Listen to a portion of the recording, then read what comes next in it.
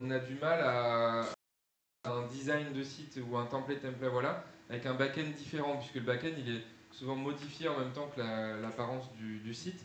Et là, je me suis dit que si on pouvait complètement dissocier le fond de la forme et avoir un back-end unique pour tous les sites, on devait pouvoir facilement dupliquer du coup des arborescences, mais bon, j'y viens, et pouvoir y appliquer le design qu'on souhaite y appliquer, quels que soient les sites. Cependant, la solution que je vais vous montrer, potentiellement fonctionne avec toutes les méthodes d'intégration.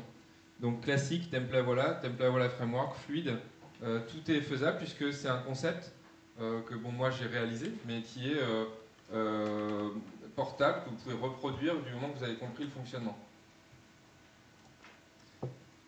Donc l'idée vient de l'association d'une arborescence de sites qu'on appellera le site modèle, que l'on va associer avec un skin qui va être le gabarit, qui va être la couche graphique, et qu'on va compiler via une data structure pour réaliser le site final.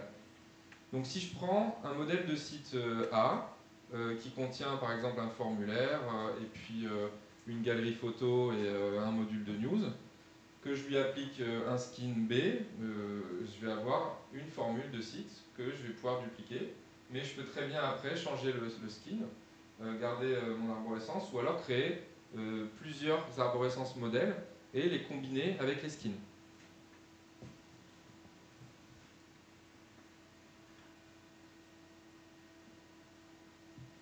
Alors l'idée, ça a été de reprendre l'extension FreeSite que les plus anciens d'entre nous doivent connaître.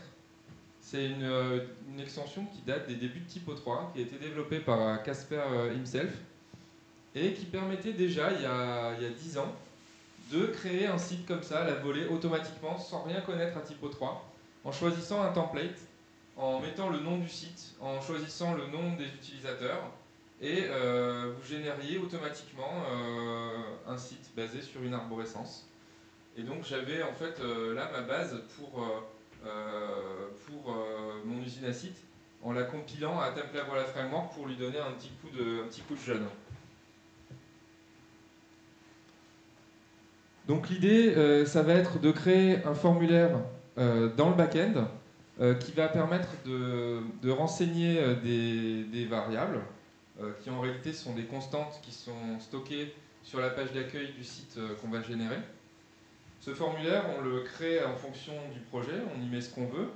Je vais vous en montrer un tout à l'heure sur un site en conditions réelles qui donc a pas mal d'options. Et toutes ces données-là, on va pouvoir les afficher via du TypoScript sur le site généré après l'opération de génération de site de l'usine. Donc là, l'idée, c'était quand même d'avoir un identifiant unique pour chaque site, pour avoir en fait une base qui va nous permettre de générer les comptes utilisateurs, les groupes utilisateurs, le Moonpoint pour stocker les fichiers et les workspaces.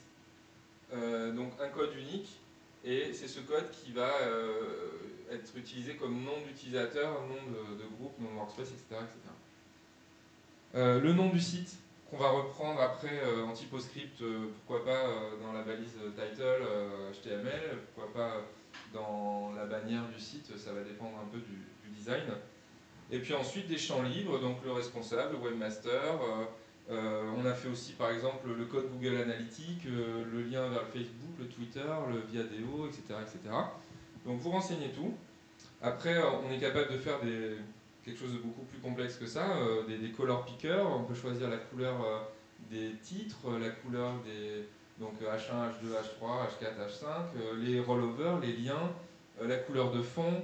Et donc, vous pouvez donner complètement la main ou avoir complètement la main sur vos sites et personnaliser l'apparence des sites. Et ensuite, vous choisissez le template. Donc ça va être les modèles graphiques que vous avez déjà créés et des arborescences modèles. Et donc, vous allez compiler les deux et générer votre site.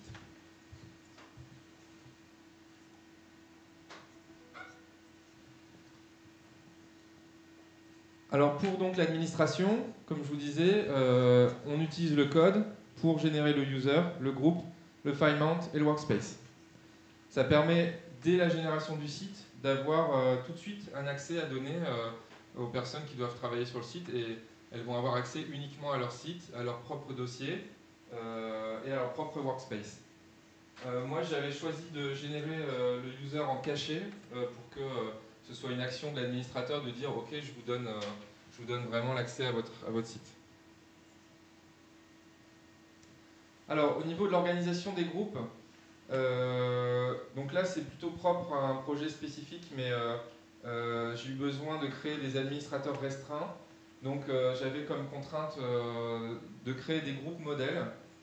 Et ces groupes modèles permettaient donc de donner accès à un site, et ensuite on crée un groupe limité qui inclut, puisque vous savez, on peut inclure des groupes dans des groupes. Donc en fait, on mutualise la configuration de groupe pour créer les groupes dynamiques des sites dédiés. Donc vous avez par exemple au départ un groupe typique qui va s'appeler droit de rédaction sur le site généré. Et l'usine, elle, va générer un groupe qui, elle, va donner comme point d'entrée dans la database Mount la page du site qu'on vient de générer.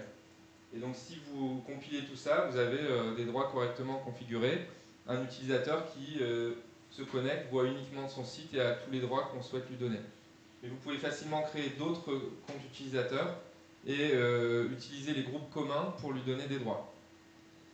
Ça veut dire que si vous voulez qu'un utilisateur ait accès à 5 sites sur 10 par exemple, il suffit de lui rajouter tous les groupes avec les numéros des sites auxquels vous voulez lui donner accès. Et il aura accès aux 5 sites. Donc ça, c'est un point sur lequel je suis prêt à revenir plus tard, mais plutôt en privé, puisque ça dépend vraiment de la config et du besoin utilisateur. Et c'est pas forcément évident dans tous les cas. Alors, la séparation du fond et de la forme, sur les projets que j'ai pu faire, était faite avec Templavoila Framework, parce que Templavoila Framework est assez avancé dans ce type de fonctionnalité, mais pour ceux qui ont eu la chance de suivre le tutoriel Twitter Bootstrap avec le package Typo 3 Bootstrap, on est exactement dans la même idée vraiment de séparation du fond de la forme et de standardisation aussi du framework HTML. Donc rapidement, j'accélère là-dessus, mais donc l'idée de Templavoila Framework, c'est d'avoir un framework HTML et de pouvoir se baser sur ce framework pour éviter au maximum la découpe, donc pour accélérer la phase d'intégration. Je pense que vous avez déjà suivi les conférences des années précédentes sur Templavoila Framework. Donc on a des familles de structures de pages qui permettent de répondre en fait à toutes les demandes et à tous les designs qui peuvent venir du département graphique. Vous choisissez la famille qui se rapproche le plus du design et ensuite vous faites un peu de personnalisation TypoScript pour en fait rajouter les petites zones qui ne sont pas au départ prévues. Mais globalement, tous les sites maintenant ont tous une structure plus ou moins pareille avec X zones de contenu, un header ou pas, plusieurs lignes dans le header ou pas, un footer. Et donc c'est juste de la personnalisation. On ne repart plus jamais from scratch de faire une découpe front-end en réinventant à chaque fois la roue. Ce qui est très important aussi dans le concept de l'usine à site, tel que je l'avais imaginé, c'était la notion de skin qu'apporte Templavoila Framework, que Neos a repris aussi, mais qui n'est pas inventé de Templavoila Framework, mais qui vient aussi de WordPress par exemple, qui fait ça très bien aussi. Si on arrive à appliquer facilement un skin à un site, à pouvoir le changer à volonté, on a beaucoup plus de souplesse forcément, puisque on peut faire évoluer les sites clients sans refaire à chaque fois tout le travail d'intégration. On recrée juste un skin et on se câble sur l'existant et on le fait évoluer graphiquement au fur et à mesure des années.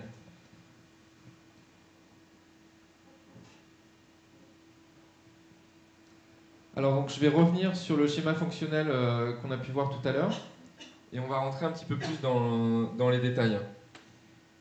Est-ce que vous avez des questions à cette phase d'avancement? Est-ce qu'il y en a qui ont déjà des solutions d'usine à site?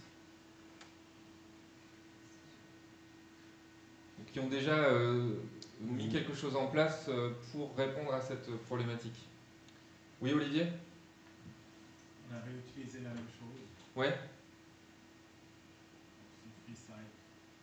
Oui. Nous, à l'université, on a pas de site basé sur le même modèle, mais on n'a pas vraiment de méthode de site, on fait des compilations de typos.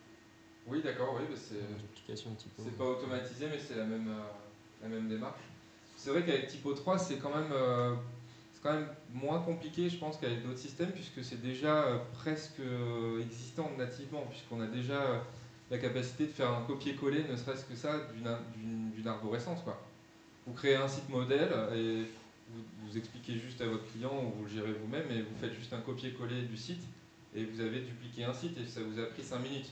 Là, on essaye d'aller un peu plus loin, mais c'est vrai que c'est pas forcément nécessaire dans tous les cas. On peut juste dire, voilà, voici votre site modèle. D'ailleurs, j'ai déjà fait ça pour certains clients qui n'avaient pas le budget pour déployer un système vraiment tout automatisé ou avant d'avoir développé le système d'usine. Ça marche très bien. C'est juste que là, on facilite encore un peu plus le travail.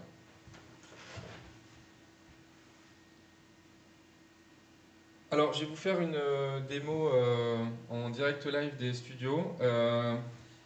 Juste avant la conférence, j'ai dû appeler mon infogérant pour qu'il regarde ce qui se passait sur la plateforme, puisque c'est une plateforme de test, et elle ne marchait plus.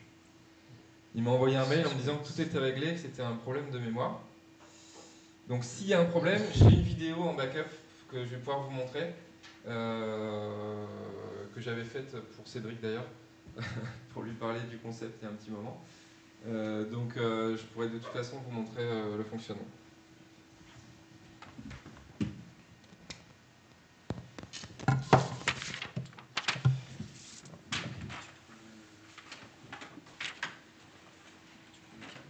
Oui, et je vais prendre le câble et surtout il faut que je trouve mon adaptateur VGA.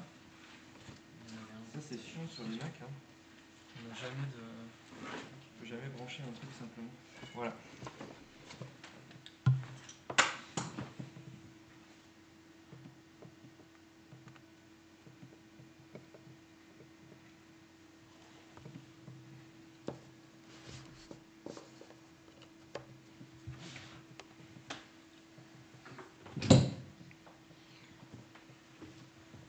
Là c'est bon, oui, parfait.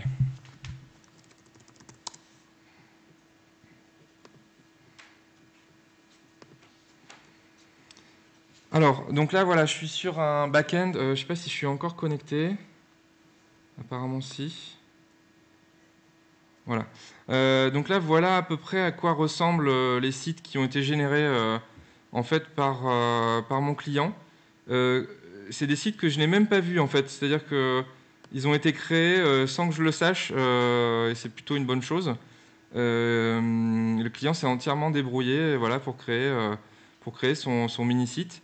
Donc vous voyez, on a, là il y a une couleur de fond qui a été choisie, des couleurs de rollover, la bannière qui a été modifiée, et du contenu bidon là, qui est dupliqué par défaut, et un menu donc, qui fonctionne à peu près dynamiquement. Et puis on a un menu de langue qui donc là, il n'y a qu'une seule langue, donc il n'est pas vraiment intéressant. Et donc la démarche, vous voyez, c'est que là j'ai un dossier système usine à site. Ici j'ai un site modèle qui a été donc construit selon le process habituel de création de site, hein, donc conception graphique, cahier des charges, template, etc. Et donc c'est ce site qui a été ensuite alimenté selon un modèle de données que souhaitait réutiliser le client, et ensuite qui est dupliqué à volonté dans l'usine à site. Donc en fait, j'ai un dossier séparé site modèle parce que je peux créer autant de sites modèles que je souhaite sur des modèles complètement différents. Et là, j'ai ma branche site dédiée qui contient en fait les sites qui ont été générés par l'usine à site.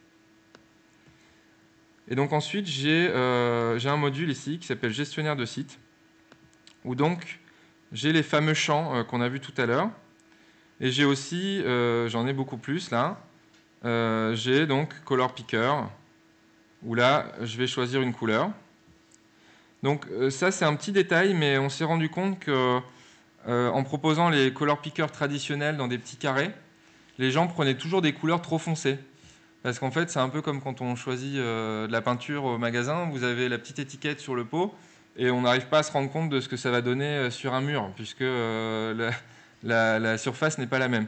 Donc nous, on a choisi de faire un color picker pleine taille comme ça, et on a remarqué que nos clients avaient des goûts bien meilleurs en choix de couleurs avec ce type de color picker, notamment sur le choix de couleurs de fond de site, puisqu'en général, sur un petit carré, on va pas avoir peur, on va prendre ça, quoi, ou ça, parce que ça a l'air sympa comme couleur dans le petit carré. Mais là, on va plutôt y aller tranquillement et prendre des trucs un peu plus légers, puisqu'on se rend compte tout de suite de l'impact que va avoir la couleur. Donc c'est un petit détail, mais ça nous permet d'avoir un peu moins honte quand on montre les sites générés par l'usine à sites.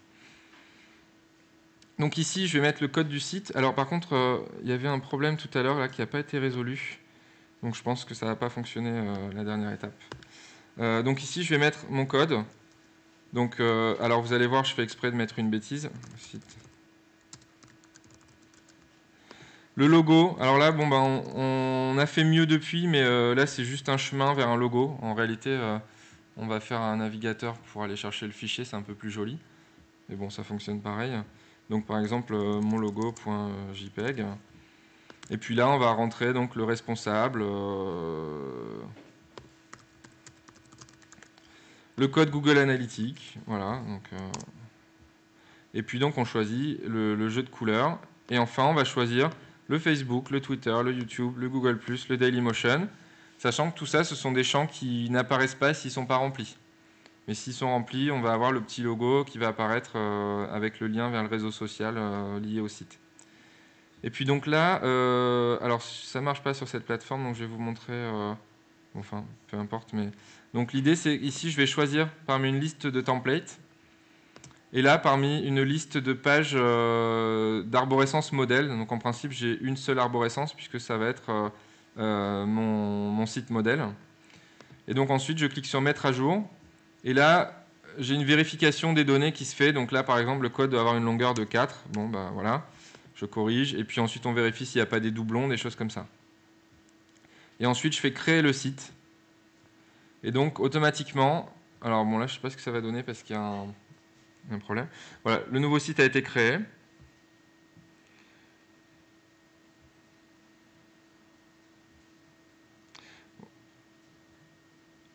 Alors là, donc vu que j'avais pas d'arborescence, voilà, j'ai quand même mon groupe utilisateur qui a été créé, le groupe 1, 2, 3, 4. J'ai en principe des utilisateurs aussi, back-end. Et je vais avoir, voilà, 1, 2, 3, 4. Et je vais avoir aussi un Moonpoint, je vais avoir un workspace. Dans certains cas, là, je ne pense pas qu'on l'ait activé sur ce site-là, parce qu'on n'avait pas besoin des workspaces. Voilà, bon, ma démo, bien sûr, est un peu foireuse, là. Donc, l'objectif, là, c'est de dire que j'ai mes accès qui sont entièrement créés, et que si je me log avec l'utilisateur qui a été créé pour le site que je viens de générer, je vais avoir accès uniquement du coup au site que je viens de créer. Donc par défaut, j'ai mon utilisateur qui est caché, je le décache. Si je me log, j'accède uniquement à l'utilisateur en question. Alors je vais voir si j'ai la vidéo à vous montrer. Voilà.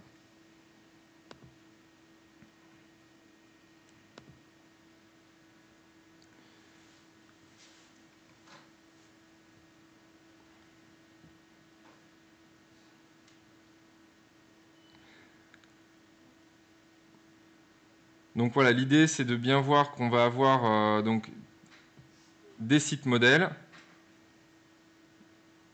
des structures. Donc là par exemple, j'ai ce modèle de site, j'en ai un autre complètement différent, et encore un troisième. Et ensuite, lorsque je vais créer mon site, je choisis le site modèle, l'arborescence, je mets à jour. Vous voyez, donc là, j'ai la liste des sites modèles qui sont disponibles. Et lorsque je crée le site, donc j'accède au nouveau site qui vient d'être créé avec le code, vous voyez ici, que je viens de rentrer. Je le prévisualise, c'est bien la combinaison d'une arborescence et d'un skin. et j'ai immédiatement la possibilité de me loguer sur l'utilisateur que je viens de créer, qui va avoir accès uniquement au site que je viens de créer. Donc je décache l'utilisateur, je vais dans l'option, dans l'outil des utilisateurs, et une fois que je suis logué, voilà, j'accède à un back-end rédacteur uniquement, j'ai accès uniquement à mon site. Et là, sur cette version, j'avais rajouté un outil qui me permettait, pour un rédacteur, de modifier aussi le gabarit, et donc de pouvoir changer les variables de couleur, les variables de nom, etc., aussi du site.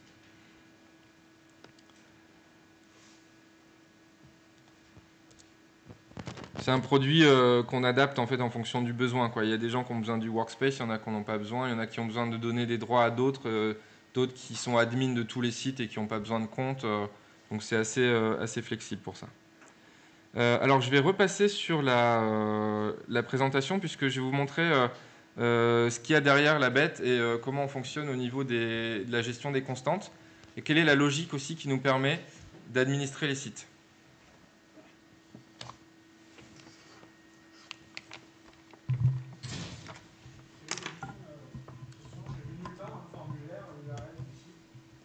Oui, alors pour l'instant, ça c'est un point que je n'ai pas traité automatiquement parce qu'en fait, dans le cas du client là, qui l'utilise, que je viens de montrer, c'est eux-mêmes qui déclarent leur domaine et donc ils gèrent ça direct dans le back-end, ils sont admins, ils créent le domaine eux-mêmes. Mais oui, effectivement, faut rajouter ce champ sinon.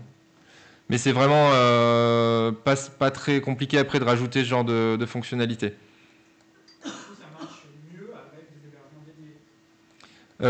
Oui, il faut un bon serveur. En fait, le côté mutualisé, c'est toi qui le fais après toi-même via ton serveur dédié. Moi, je conseille quand même d'avoir un serveur robuste pour faire tourner l'usine à sites, sachant que, ou alors, faut limiter le nombre de sites, quoi. Mais Parce que la problématique qu'il y a, c'est que sinon, il faut rajouter manuellement aussi des fichiers dans les fichiers de configuration du serveur web. oui, oui. À chaque fois que tu vas créer un domaine, il faut aussi aller enregistrer. Donc là, il n'y a pas de passerelle automatisée entre Non. les serveurs front d'Apache, par exemple. Alors, moi, à mon niveau, je ne l'ai pas géré ça. Sur Utopia, toi, tu le gères. Allô. Oui. Sur Utopia, on l'a fait. On a une extension. C'est pas dans le cœur d'Utopia, mais on a une extension qui fait ça et qui permet aussi de rajouter, dans le cas où le serveur DNS est en local sur la machine, de rajouter les bonnes lignes, enfin dans Bind, les bonnes lignes de déclaration, de déployer de rajouter des serveurs alias dans le vhost, etc. Ce qui fait qu'à la fin du déploiement, le site est up and running avec le domaine et tout ce qu'il faut. Voilà, moi, je ne suis pas allé trop dans cette voie-là, puisque j'ai toujours eu des interlocuteurs. En fait. Alors, soit j'ai eu un cas où en fait, l'adresse du site devait être domaine du site / nom du sous-site, et du coup, c'était nativement géré par RealURL, puisque le titre du site devenait en fait la partie de l'URL qui différenciait le site des autres. Soit j'ai un client qui est assez technique et qui lui administre le site déjà en tant qu'admin. Et c'est eux-mêmes qui déclarent leur nom de domaine et qui se débrouillent avec ça et qui rajoutent le domaine sur le site. Mais effectivement, ça peut être possible d'aller plus loin et puis vraiment de créer un truc complètement automatisé pour faire un peu à la one-on-one, là, un concept de site rapidement créé sans intervention technique, quoi. Alors, juste...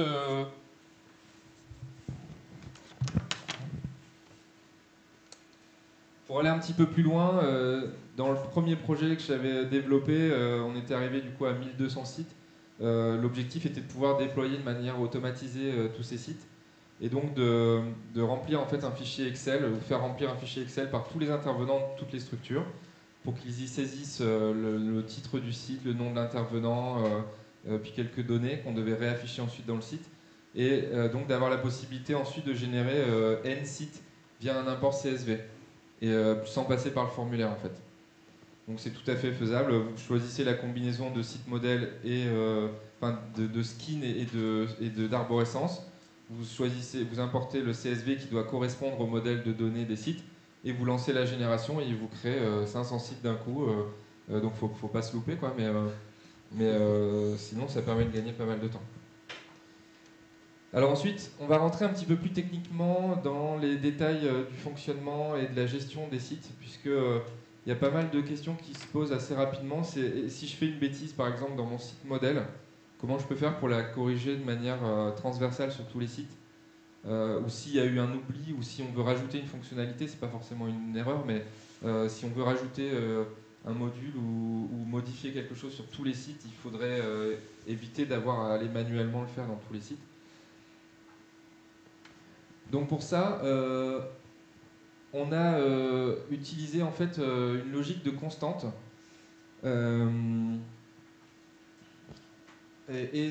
qui permet en fait de déterminer les ID de tous les sites. Donc là, par exemple,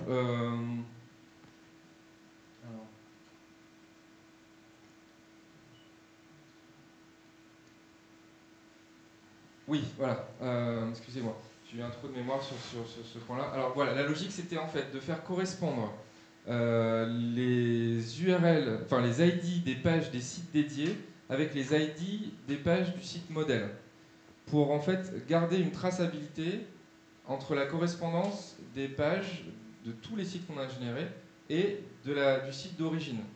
Donc là par exemple, site page 4, c'est donc le site modèle 2, et cette page-là correspond en réalité à l'ID 30, qui est la page d'accueil du site modèle. À partir du moment où j'ai créé ces constantes, je peux facilement du coup appliquer des modifications sur tous les sites, puisque du coup je sais exactement, j'ai la capacité de savoir quels sont tous les ID de tous les sites générés qui correspondent à l'ID de ma page de news détail ou à l'ID de la page d'accueil de mon site, d'origine.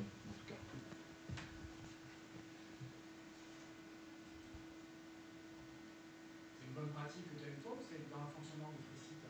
Non, ça a été justement une création de mon équipe. On ne trouvait pas de solution pour faire ça. Et on a eu cette idée qui s'est avérée bonne, puisque ça nous a permis du coup d'avoir une vraie transversalité sur tous les sites générés.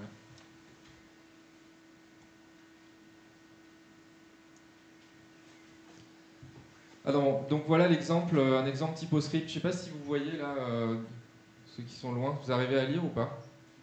Un petit peu, bof. On peut zoomer là, ou tu sais s'il y a moyen, non? J'en sais rien.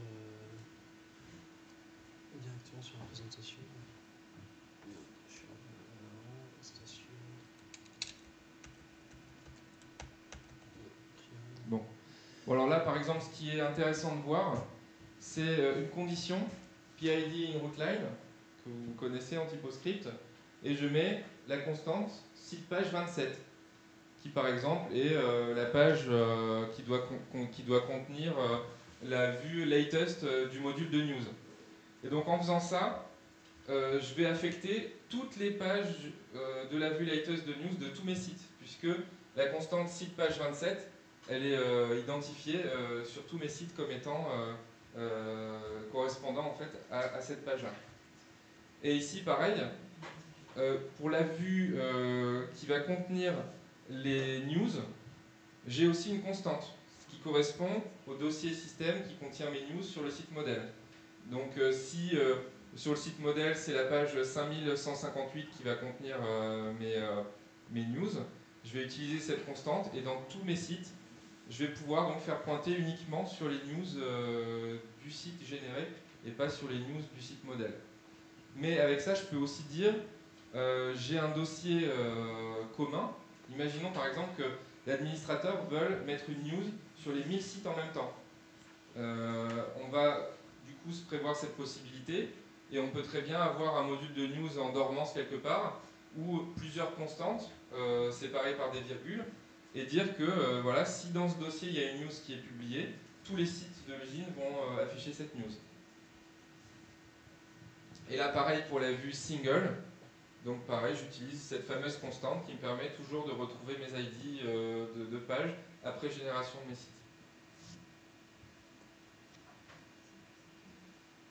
Est-ce que vous comprenez bien cette logique-là? Donc, par exemple, si je génère un site et que la page d'accueil de mon site est l'ID 10, et que à l'origine la page d'accueil du site modèle était l'ID 1, je vais dire donc site page 1 égale 10.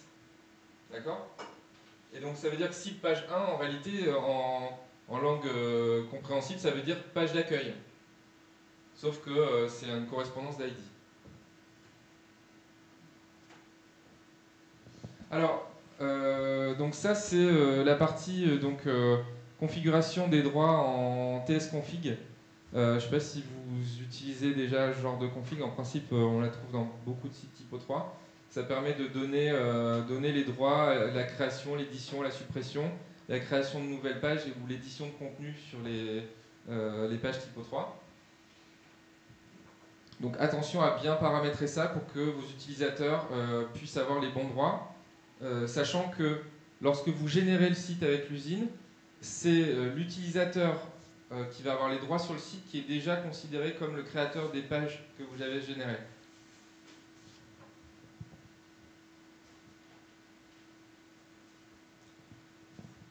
On est comment au niveau temps? Bien. 16h30. C'est jusqu'à quelle heure? C'est 17h? Ouais. Bon, très bien. Je passe la main. On fera les questions après du coup. Je vais passer la main à Aurélien pour qu'on ait le temps de faire les deux présentations. Ok. En fait, ce que Cyril vous a expliqué avec l'extension qu'il a développée basée sur FreeSite, on a, nous, de notre côté, eu à peu près les mêmes problématiques. On ne s'était pas concerté, on a fait chacun un peu notre solution dans son coin. Et en regardant, on s'est rendu compte qu'en fait, on avait à peu près les mêmes solutions. Quelque part, c'est un peu rassurant. Avec quelques petites variantes quand même sur certains points. Donc le principe d'Utopia, on retrouve la notion de modèle de site, comme on a pu le voir précédemment, avec donc le même principe, le modèle de site c'est un site de typo 3, donc c'est quelque chose qui est assez facile à mettre en place, enfin, en tout cas il n'y a pas de surprise là-dedans, on le fait de la même manière qu'on fait un site classique. Et après on utilise ce modèle pour le déploiement. Au niveau du déploiement, on a nous une petite subtilité qui est que la demande, il y a un process de demande, donc le formulaire de demande de déploiement de site est soumis après à une validation de déploiement et après la demande est archivée, ce qui fait qu'on a un historique de toutes les demandes qui ont été faites. Et les gens qui font les demandes sont généralement des gens qui ne sont pas admins de la plateforme, alors que les gens qui font la validation sont plus souvent des gens qui sont admins, même si techniquement ça devrait pouvoir fonctionner. Non, ça ne fonctionnera pas bien. Mais donc dans tous les cas, les gens qui valident sont des admins. Pour pouvoir déployer en pays des zéros, c'est mieux. Donc voilà, donc on a ce process là et on retrouve ce que je vous mets là, ce que Cyril a expliqué avec Templavola Framework, le fait de stocker tous les fichiers de template dans une extension ou en tout cas essayer de bien réfléchir à là où on le stocke pour que ça puisse être réutilisé. Parce que évidemment quand on fait une usine à site et qu'on a des skins, on a envie de pouvoir les mutualiser, de ne pas avoir une duplication de tous les skins. Vous imaginez si vous aviez tout votre typoscript par exemple à la racine de votre site modèle et que lui-même était dupliqué et que votre typoscript contient 500 lignes, le jour où vous vous rendez compte que vous avez fait une boulette dans votre typoscript et qu'il faudra aller changer dans tous les sites qui ont été déployés, tout de suite c'est un peu plus fastidieux. Donc la bonne pratique sur ce point-là, c'est de mettre ça dans une extension, ce qu'on fait assez intuitivement avec Templavola Framework quand on travaille avec, mais ce qu'on peut faire avec d'autres choses qu'on a vu ce matin à l'atelier Bootstrap par exemple, où il y a une extension Speciality je crois, qui contenait, donc c'est à peu près le même principe. Ensuite, donc, quand on installe Utopia, on a un menu qui arrive dans le menu de gauche avec donc les trois possibilités dont je vous ai parlé, le formulaire de création de nouveaux sites, la liste de demandes actuelles pour pouvoir les valider et la liste des archives pour pouvoir consulter les sites qui ont été déployés. Et on retrouve côté arborescence à peu près la même chose qu'avec ton système. On a un répertoire modèle de site, tiens donc, qui contient un ou plusieurs modèles de site. Et on a un répertoire site déployé, ou qu'on appelle comme on veut, qui contient tous les sites qui sont déployés. On a en plus une petite subtilité qui est que dans la partie modèle de site, on peut avoir une arborescence de différents modèles qui sera juste utilisée pour le formulaire de création, vous verrez tout à l'heure, où on peut orienter l'utilisateur. Par exemple, dans le premier projet on l'a utilisé, on avait 15 modèles de sites différents. Et pour ne pas afficher la liste de choix de 15 modèles de sites, on les a regroupés en thématiques, s'il y en a qui étaient dans le même thème. Donc on a d'abord un premier niveau avec la liste des thèmes. Est-ce que c'est un site institutionnel, un site culturel, etc. Et à l'intérieur, on trouve en réalité les vrais modèles de sites. Donc on peut avoir jusqu'à 3 niveaux de fonctionnement. Donc je voulais vous parler un peu de l'installation parce que c'est souvent quelque chose qui est un peu critique quand on entend parler dans les confs de solutions qui ont l'air sympas, etc. et qu'on a envie de les mettre en œuvre. Ça peut parfois se compliquer un peu. L'extension est sur le TER mais n'est pas en dernière version sur le TER. Donc je vous conseille de prendre directement la dernière version sur la Forge, où je vous mets l'URL. Elle est compatible avec la version 4 de Typo 3. Tous nos clients qui l'utilisent sont tous sur une 4.5 LTS, donc on sait qu'il n'y a pas de souci. On a eu des tests sur la 4.7 où ça fonctionne bien aussi. Par contre sur la 6 on n'a pas du tout testé et je pense que ça ne doit pas forcément bien marcher. Donc la compatibilité avec la version 6 arrivera en même temps que la prochaine LTS puisqu'on cale le développement sur la roadmap de support de Typo. Donc Utopia, ça va nous permettre donc de faciliter le déploiement, ça vous l'avez bien compris. Pour ça, donc, ça va créer des pages avec tous les contenus qui sont dans les pages, donc qui sont les pages de l'arborescence du site modèle. Ça duplique aussi donc, dans cette arborescence tous les enregistrements qui peuvent être trouvés, si vous avez les TT News, des TT Adresse, des sys templates ou des FE User, donc tout ça va être dupliqué. Ça crée en plus des utilisateurs back-end et des groupes des utilisateurs back-end qui correspondent. Donc en utilisant un groupe modèle, si j'ai bien compris, je crois que c'est comme ça aussi que tu fonctionnes. Donc on a un groupe modèle qui est identifié dans la configuration, qu'on peut personnaliser comme on veut selon la méthode de droit qu'on veut utiliser. Et puis ce groupe modèle est utilisé pour duplication, pour créer les différents groupes et le même fonctionnement pour les utilisateurs back-end. Ça nous crée aussi l'enregistrement domaine, puisqu'on a l'URL qui est dans le formulaire, donc on peut créer l'enregistrement domaine au déploiement. Donc il y a une petite subtilité qui est que le site modèle ne doit pas avoir d'enregistrement de domaine, parce que sinon il y a un conflit. Mais donc voilà, ça le rajoute tout seul, Utopia rajoutera de lui-même l'enregistrement domaine. Ça crée aussi le répertoire file admin et le point de montage associé. Le point de montage qui est lui-même associé à l'utilisateur et au groupe pour que tout ça fonctionne bien. On retrouve la même problématique de transposition des constantes d'ID de page. Le page.site.5 de Cyril, où nous on a une solution qui est à mon avis à peu près la même mais avec des petites subtilités. Si tu passes la slide.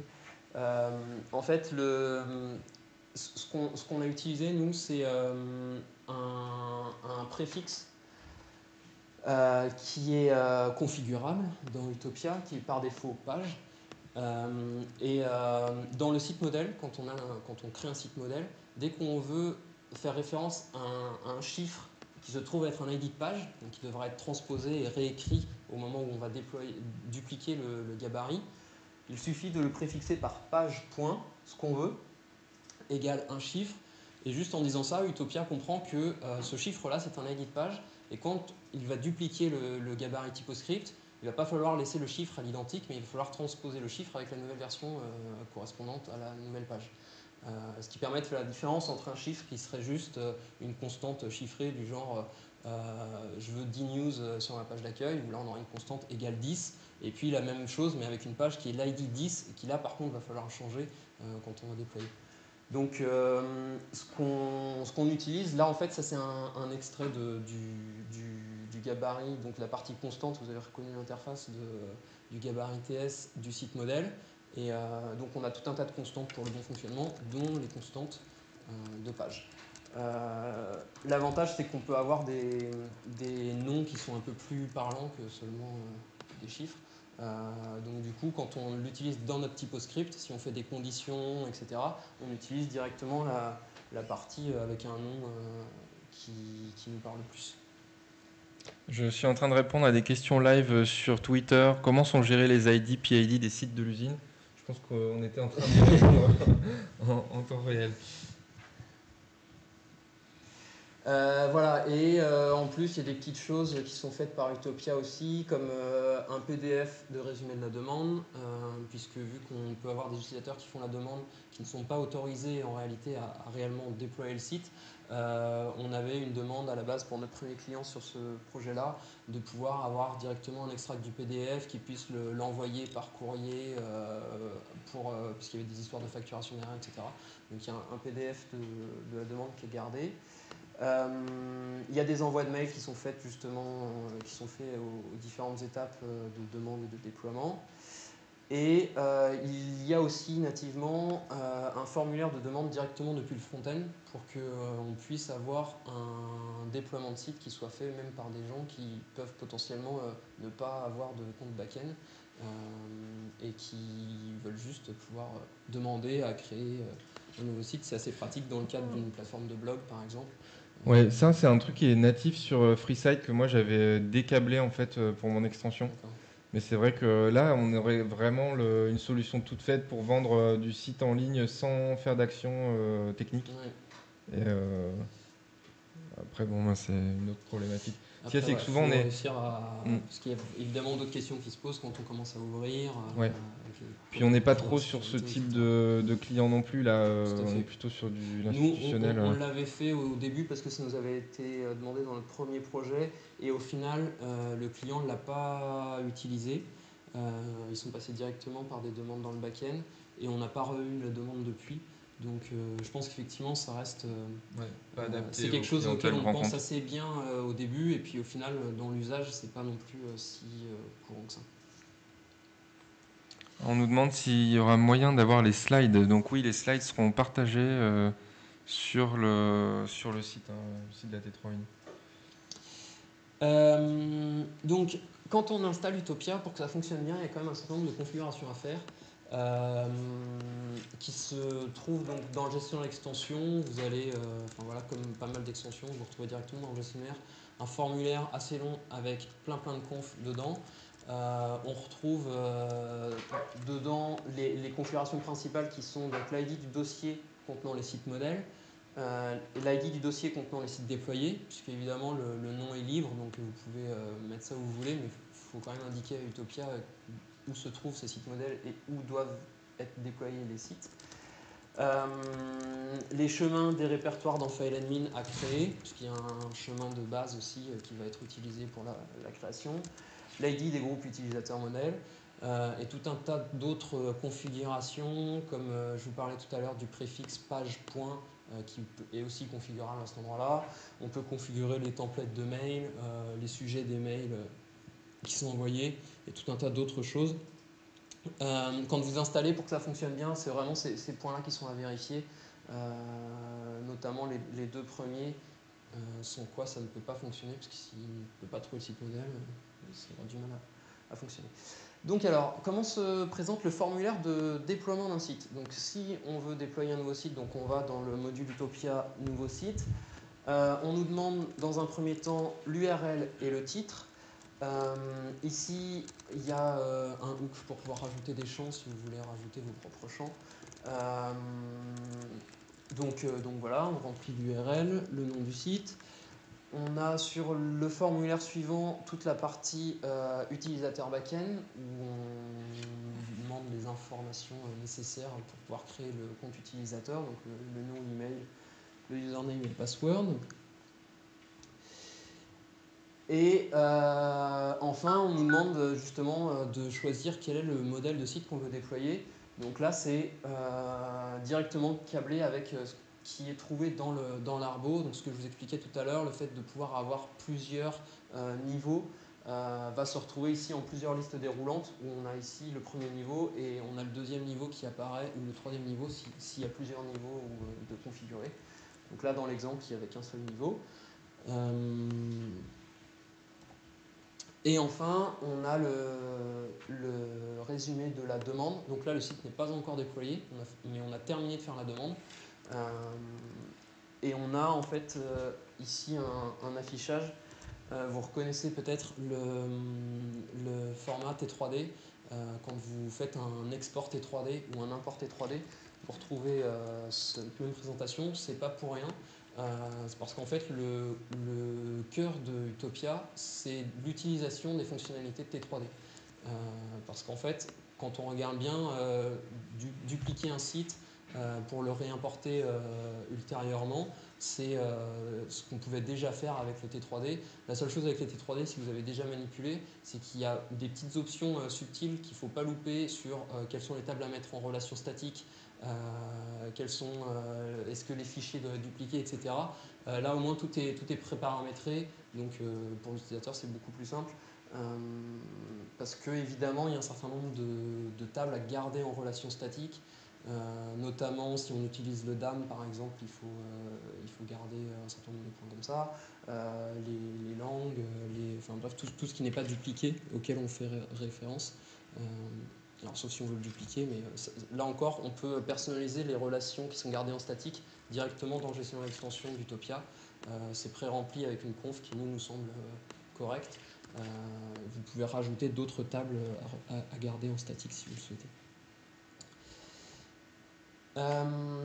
Donc voilà, donc une fois que la demande est faite, on retrouve trace dans les demandes actuelles où on peut soit remodifier si on se rend compte que l'utilisateur n'avait pas mis un nom correct de site ou qu'il a fait une erreur, on peut remodifier sa demande. Sinon, on peut la valider, l'importer ou la refuser. Un envoi de mail est initié à chaque fois qu'on fait une de ces actions. Et donc, une fois qu'on valide, après, le site est déployé et arrive donc, dans l'arborescence, comme on l'a vu tout à l'heure. Donc voilà, quelques petites choses à savoir avant qu'on se lance dans le déploiement Utopia. Donc le déploiement nécessite beaucoup d'accès à la base de données, il faut adapter la mémoire et le temps alloué, donc c'est la configuration côté serveur, faire attention aux memory limits et au max execution time qui peuvent être vite dépassés si on a des modèles de site un peu gros. Globalement, c'est les mêmes problématiques qu'on retrouve avec les T3D aussi. Éviter les sites modèles avec trop de contenu. Ça, on a des clients qui ont fait des sites modèles un peu trop gros qui n'arrivaient plus à déployer après parce que justement il y avait trop de contenu à dupliquer et au final, dans la réalité, ils passaient leur temps, une fois déployé le site, à supprimer tout le contenu modèle parce qu'en fait, c'était pas vraiment ça dont ils avaient besoin. Donc, c'est pas forcément une bonne idée de vouloir mettre plein de choses dans le contenu de base du site modèle. Et un point très important pour que ça fonctionne bien, c'est que les contenus d'un site modèle ne doivent pas faire référence à des contenus hors arborescence. Donc, quand vous avez votre site modèle et que vous avez par exemple un contenu texte et image ou je ne sais quoi qui fait référence à un élément qui est dans un autre contenu d'un autre site, si vous allez le dupliquer, quand Utopia va dupliquer votre site modèle, il va dupliquer aussi la cible de la référence et le mettre à la racine dans le PID 0 du site. Donc ça fait des choses pas forcément souhaitables. Donc il y a cette petite subtilité-là à faire attention, c'est dans un site modèle, il ne doit pas faire référence en direct à des éléments externes. Il peut faire référence de manière indirecte, par exemple par des configurations typoscript, ce genre de choses, où là, le mécanisme de T3D ne va pas détecter la relation, donc il n'y a pas de souci. Mais à partir du moment où le mécanisme de T3D détecte la relation, il va vouloir essayer de l'encapsuler et le redéployer derrière. Donc il faut faire attention à ce point-là. Donc voilà sur la partie Utopia. avant de passer aux questions, ce que je voulais rajouter, c'est que dans nos expériences, nous, on a utilisé quasiment tout le temps Templavola Framework aussi, je pense que comme toi aussi. Donc c'est très adapté en fait à l'esprit d'usine à site. Donc voilà, j'ai pas à reparler de ça parce que je savais que tu en parlais, mais on retrouve le même concept. Et puis voilà. Et donc quand on a dit tout ça, on est content, mais on peut encore se poser plein d'autres questions. Parce qu'après, évidemment, c'est la même chose que quand on fait du multisite, sauf que là on l'a automatisé, mais après ça reste du multisite classique, donc on se pose des questions comme est-ce que je peux publier une actu sur tous les sites, donc tu en as parlé tout à l'heure. Par contre, changer un titre de page sur tous les sites, on y a pensé et on a choisi de ne pas pouvoir le faire parce que, changer le titre en tout cas de la page back-end, non. Après, changer une constante liée à la constante qui fait référence à un type de page pour changer le titre visible dans la page, oui, mais pas. Vous faites carrément, Non, vous arrivez, non, on a la même solution aussi. Ouais, voilà. C'est chaque site est autonome dans son arborescence, donc une fois qu'il est déployé, on ne peut pas agir sur l'arborescence. Et d'ailleurs, généralement, l'arborescence varie grandement par rapport au site modèle, donc on n'aurait même plus vraiment possibilité de retrouver finalement une correspondance. Par contre, dès qu'on veut mutualiser des choses, faut passer par le typoscript, c'est vraiment la meilleure façon de le faire. On utilise, comme toi, le module Constant Editor qui permet de donner aux utilisateurs non-admin l'accès à l'édition des constantes, puisque vu que tout est basé sur les constantes, pareil, les couleurs de personnalisation, les adresses email, etc. Je ne sais pas si vous avez déjà eu le cas, mais quand vous voulez donner à un utilisateur qui n'est pas admin le fait de modifier les constantes, c'est tout de suite plus compliqué. Donc heureusement, il y a un module pour ça. Et après, avec le typoscript, on peut mutualiser pas mal de choses.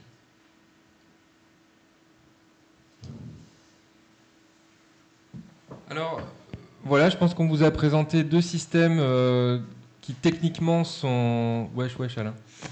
Qui sont différents, mais qui ont en réalité une approche assez similaire, qui vont plus ou moins loin dans certaines directions selon les solutions, mais qui sont toutes les deux des solutions qui sont simples à utiliser, qui sont extrêmement flexibles et extrêmement évolutives, puisqu'on peut imaginer des usages à l'infini et les idées que vous allez avoir vont vous permettre de faire évoluer ces systèmes dans toutes les directions, puisque vous pouvez dupliquer virtuellement n'importe quel site et y mettre n'importe quel paramètre.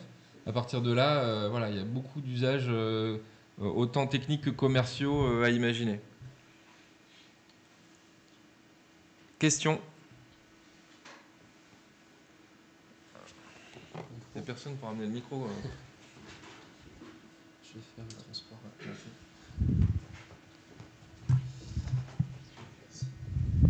Le choix de Templavola pour les deux technos, c'est... Templavola Framework, hein, pas Templavola. Templavola Framework.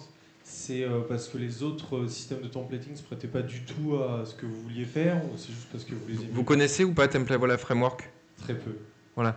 Je pense que effectivement, à l'heure actuelle, en tout cas, hors package Bootstrap, mais qui vient de sortir, que j'utiliserai pas encore tout de suite en production sur des gros sites, c'est la seule méthode d'intégration qui permet d'avoir un back-end unifié, donc toujours le même back-end pour tous les sites, quels que soient les sites, qui intègre un framework HTML avec déjà toute une série de structures de sites et qui apporte une vraie couche d'abstraction du design par rapport à la structure du back-end et au template.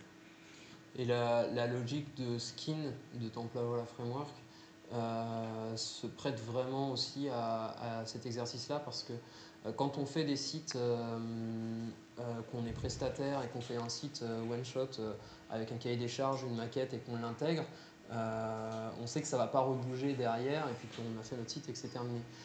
Là, quand on est sur une usine à site, on sait que ça va être réutilisé sur plein de sites, le même skin va pouvoir être réutilisé sur plein de sites, que peut-être ils vont vouloir changer de skin après déploiement, qu'il peut y avoir des choses comme ça. Et avec Templavola Framework, on peut justement nativement faire toutes ces choses-là Ça rajoute par exemple dans l'enregistrement gabarit, quand on édite l'enregistrement gabarit, on a un nouvel onglet qui est skin, dans lequel on voit le skin qui est actuellement sélectionné, sur lequel on peut changer de skin pour pouvoir appliquer un autre look à notre site.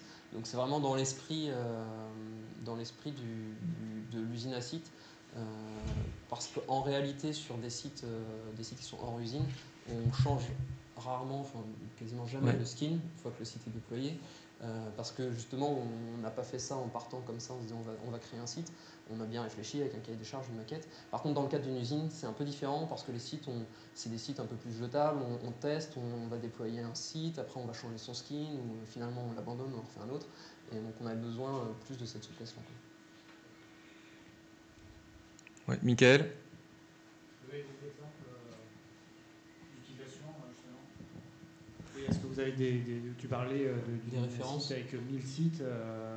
Je serais curieux de connaître quelques exemples en production, justement. Oui, j'ai montré tout à l'heure là un site d'école de commerce. C'était un site en production. Et puis ensuite, il y a une académie scolaire qui a déployé 3400 sites avec cette solution en se limitant à 1200 sites par instance Typo 3 déployés sur 2 ou 3 serveurs. En fait, moi j'ai développé la solution, mais j'ai pas fait de suivi derrière, donc je sais pas où ils en sont, mais c'est vraiment super. Et là dernièrement, j'ai vraiment de bonnes surprises puisque j'ai un client dans cette école de commerce qui déploie des sites sans rien nous dire maintenant, et des fois on va voir, on fait ah tiens, il y en a deux nouveaux, et ils sont bien faits, ils sont plutôt jolis en plus, donc c'est plutôt gratifiant quoi, de voir que le client a bien compris l'intérêt. Et puis financièrement pour eux c'était super intéressant puisque en général un site jetable c'était quand même assez vite dans les 10 000 euros le temps, enfin avec le minimum de budget, en se disant on fait quand même une charte graphique, une petite étude, etc.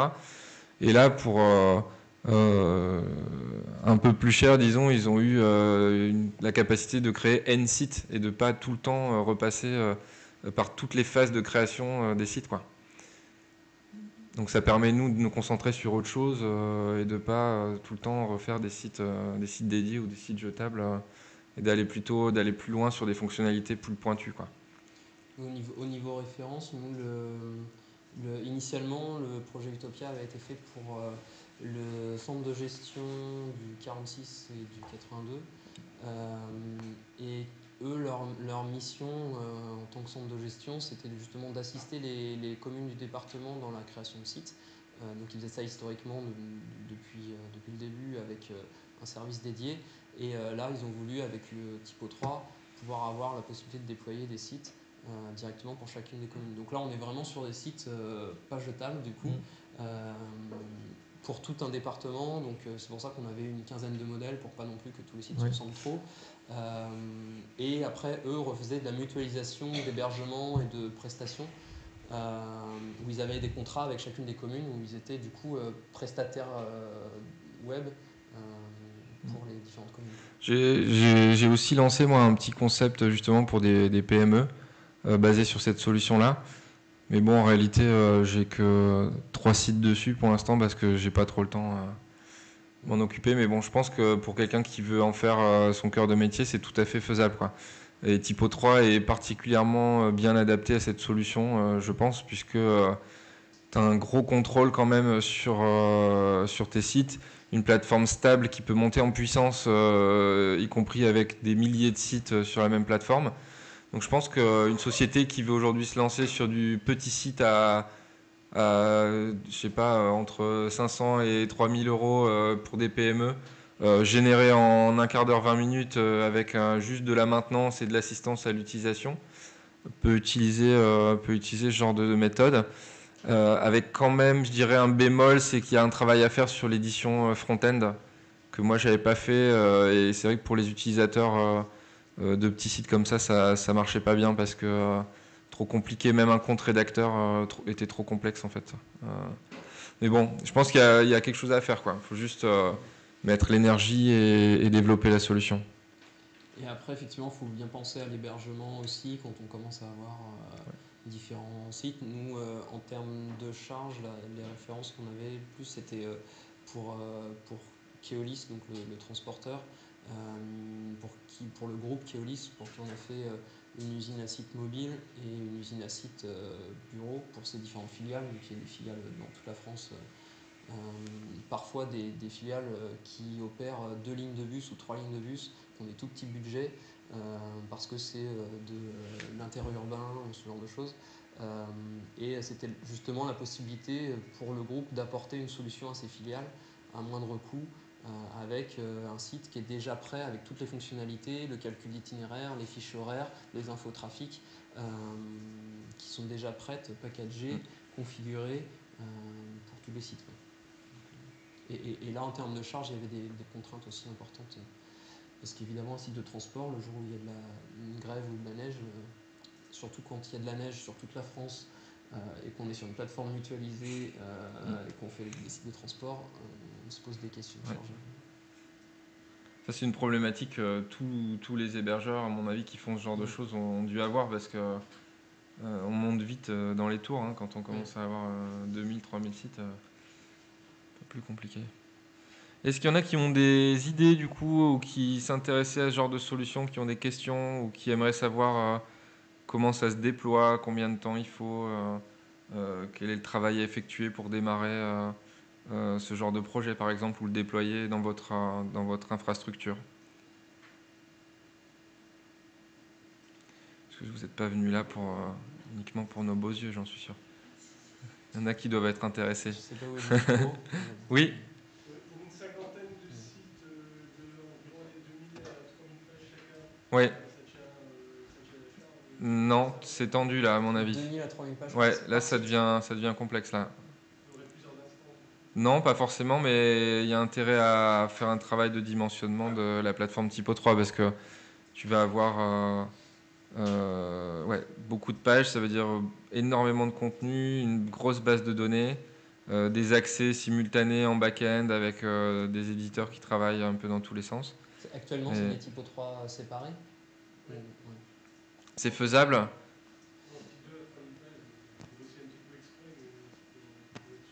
Donc ça veut dire au total 10 000 pages à peu près, quoi. Plus. Après, pourquoi pas, enfin, ça dépend aussi du gain espéré sur, je sais pas, du partage de contenu, du partage de fonctionnalités ou de la facilité de déploiement. Parce que, évidemment, à chaque fois qu'on veut mutualiser, il y a le risque, c'est que justement, on met un peu tous les œufs dans le même panier. Donc, s'il y a un souci qui arrive, on peut avoir toute la plateforme qui est en rade avec tous les sites qui sont cassés. Donc, il faut peser le pour et le contre de qu'est-ce que je vais gagner à mutualiser, qu'est-ce que je peux potentiellement perdre. Et si c'est des sites qui ont vraiment un intérêt à être mutualisés, ça peut valoir le coup. Parce que, par exemple, au niveau des utilisateurs, est-ce qu'on retrouve des utilisateurs qui sont partagés, il y a pas mal de questions qu'on peut se poser qui peuvent amener à se dire ouais, c'est une bonne idée de faire ça. Ou à l'inverse, finalement, peut-être que c'est pas plus mal d'avoir des typos 3 séparés, sachant que quand on fait des typos 3 séparés, on a quand même possibilité de mutualiser les sources, par exemple, pour pouvoir faire des mises à jour de sources facilement. Oui, peut-être que la solution, c'est peut-être de ne pas mettre les 50 sur la même plateforme, il faut peut-être faire des familles.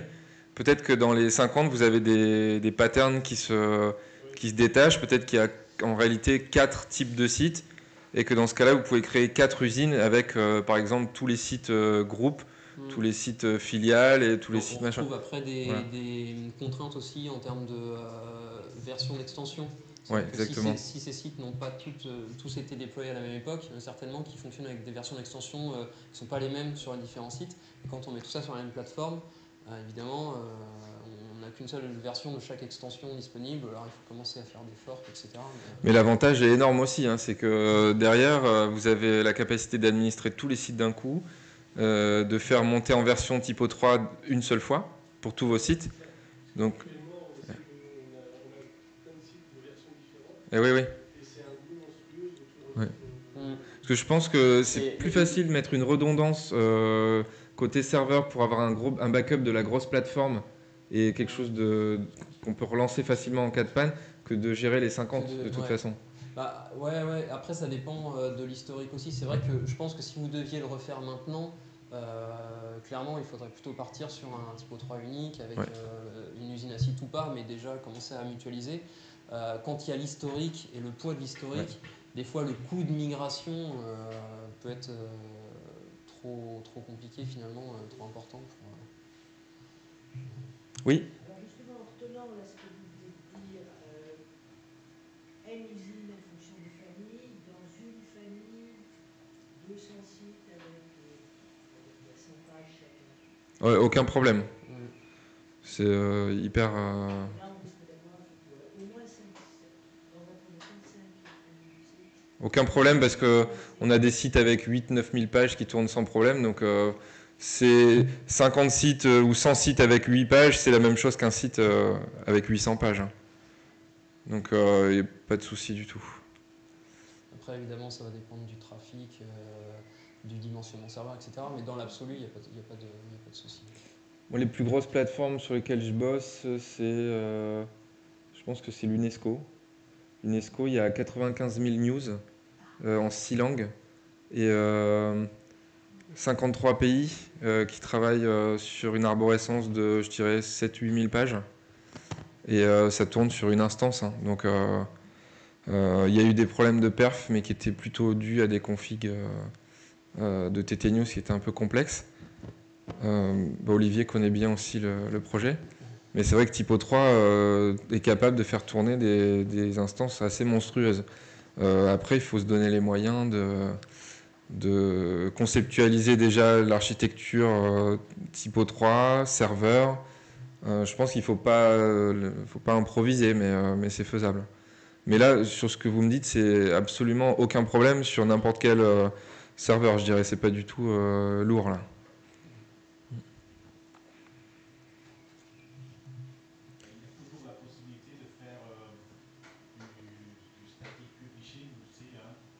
Oui. Les sites, il n'y a pas beaucoup de contenu personnalisé. Et je n'ai pas vu ça dans ta présentation, si peut-être vous avez un formulaire ou quelque chose comme ça. Mais sinon, on peut faire beaucoup de choses. Il y a des extensions aussi publiées dans Oui. avec lesquelles on peut faire du publishing. C'est-à-dire on se logue sur edit.monsite.com et c'est le site live.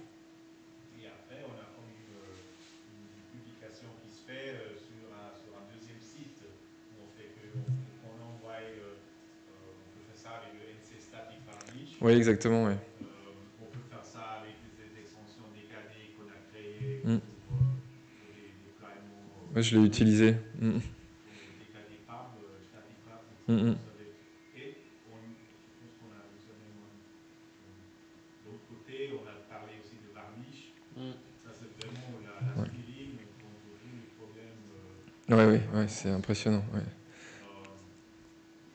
Varnish, vous allez voir demain, là, il y a la conf là-dessus, c'est vraiment... c'est ridicule, en fait, tellement c'est puissant, en fait. C'est juste... Il sort un Varnish, hosted Varnish, ah oui. avec pour les virtual hosts. Ouais. Et on pointe l'IP dessus, c'est